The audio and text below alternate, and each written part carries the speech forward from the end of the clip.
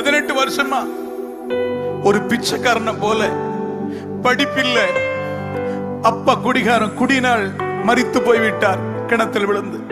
அம்மா வறுமையில மரித்து போயிட்டாங்க. 10 வயசுல போலியோவினால் கால் பாதிக்கப்பட்டது. சாப்பாடுக்கு வழி இல்லை. சாப்பாட்டுக்காக ஸ்கூலுக்கு போன தவிர படிப்புக்கு எனக்கு துளி கூட சம்பந்தம் இல்லை. நான் ஊரார் மத்தியில மதுபான பாடலை போல ஆனேன். ஊரார் சொன்னாங்க, ட்ரெயின்ல போய் பிச்சை எடு என்று சொன்னார்கள்.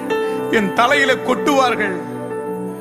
திருமண வீட்டுக்கு போனாலும் அடித்து தலையில கொட்டி இருக்கிறார்கள், கேவலப்படுத்திருக்கார். தரித்திரம் பிடிச்சவர் என்று சொல்லி வாழ்வதற்கு வழியே இல்லை. சாவின் உச்சக்கட்டத்திற்கு போய் தான் சொன்னேன், கடவுள் யார் ஐயா, கடவுள் யார்? தாவீது சொல்றது போல இந்த ஏழையின் சத்தத்தை இயேசு கேட்டதனால்தான் இன்னைக்கு ஆண்டவர் உங்கள் மத்தியில பாட வச்சிருக்கிறார். இயேசு எந்த மனுஷனையும் வாழ வைக்கிற தெய்வம். சொல்லுங்க, வாழ வைக்கிற தெய்வம், வாழ வைக்கிற தெய்வம். வாழ்வே நீர்தானையா. என்னை யாரும் உயர்த்தல. கஷ்டப்பட்ட நாட்களில ஊழியத்துல வந்த பாடு கொஞ்சம் நஞ்சம் அல்ல. பிளாட்பாரத்தில் உட்கார்ந்துக்கிறேன், சாப்பாட்டு வழி இல்ல. ஆனா ஆண்டவர் ஊழியத்துக்கு அழைச்சிட்டார். என் வாழ்க்கை தீர்மானிச்சேன், சாவை தவிர வேறு எதுவும் என்னை பிரிக்க கூடாது இயேசுவின் அன்பில் இருந்து. ஆமென். அந்த உறுதியான தீர்மானம், பக்தி, வைராக்கியம், அதுதான் இன்றைக்கு தேசங்களில் கொண்டு போய் கர்த்தர் பயன்படுத்துகிறார். வாழ்வே நீர்தானையா, வாழ்வே நீர்தானையா. சொல்லுங்க, நீர் மாத்திரம்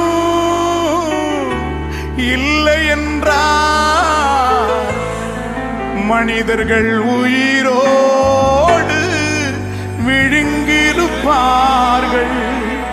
நிற்பதுமே நிலைப்பதுமே, நிற்பதுமே நிலைப்பதுமே கிருபையினால்தான்